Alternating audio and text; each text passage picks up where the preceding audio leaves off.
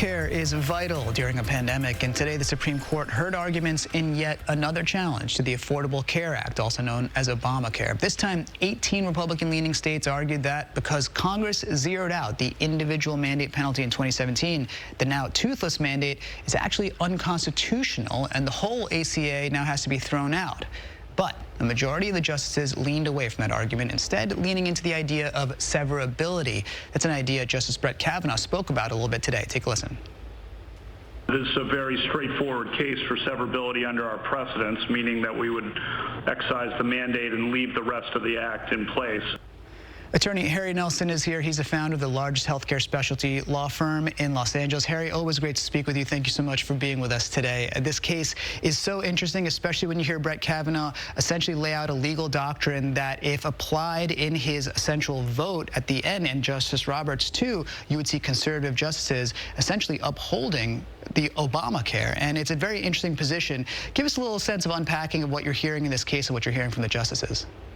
Yeah, so this case is, I think, the fourth or fifth time that the Supreme Court has heard a challenge to one part or another of the Affordable Care Act.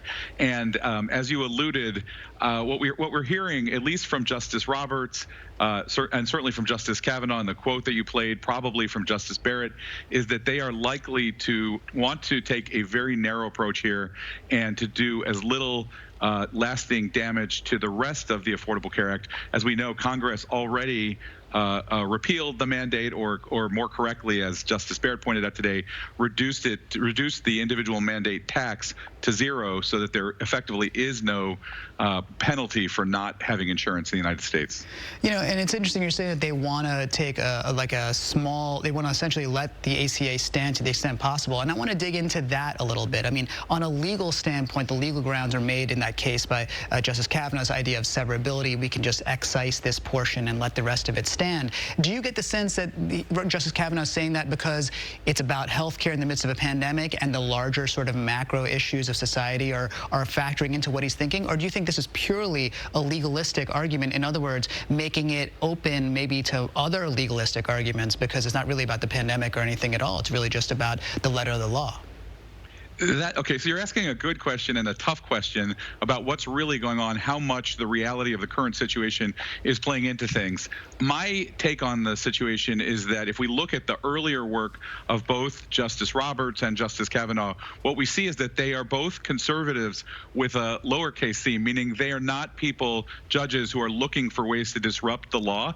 And I think that that instinct of wanting to not make some broad ruling that's going to do damage here is very important. I think in particular there's a lot of thought on the part of Roberts and Kavanaugh going into what the implications would be for other laws if you started to look for ways and started to expansively think about pulling apart laws. I'm not sure how much they're actively thinking about the fact that 23 million some Americans have gotten health care coverage from the Affordable Care Act, or what the implications would be. I can't believe that they're completely ignoring it. I just don't think that this is ultimately what drives the way they think about the law. They did talk a lot about how this law was written, and there is this idea that if Congress really wanted this whole thing to fall, essentially, if we didn't have the individual mandate, they would have said the law is somehow invalidated. So this Republican argument that, in a way, the legislative intent of Congress was for it to essentially fall by virtue of zeroing out the mandate, the court found essentially specious and didn't necessarily agree with. But let's look at the letter of the law. I mean, you think about this a lot as the founder of the largest healthcare law firm in Los Angeles, as the Affordable Care Act is obviously something you've read. When you know the letter of this law, we've seen, as you mentioned, 4 or 5, maybe even more challenges in front of the Supreme Court. Do you see other avenues of attack that you might see from these Republican-leaning states, these attorneys general, that are going after the Affordable Care Act in the future? You know, look, I mean, this is a 900-page law with a lot of different parts. We don't talk a lot about the Medicaid expansion, right, that led to 12 million additional Americans getting insurance, in addition to the 11 million something who get it through the insurance exchanges. So I think that there was a political fight here. If you think back to 2017, when John McCain and senators like Susan Collins and Lisa Murkowski, Republicans, joined with the Democrats to beat back a broader political challenge, this law, there have been a lot of attempts at the federal level to take this law apart, and I think that is weighing on the justices who want to uphold this law, who are inclined to do so. It's simply that we've already been through years and years of trying to take apart this law, and the political will to do so just hasn't been there in terms of really destroying the whole thing.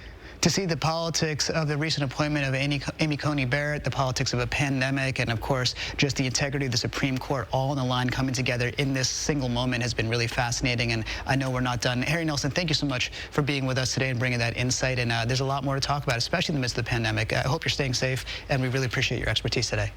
Great to be with you, Amrit. Thanks. Thanks, Harry. Wow, 900.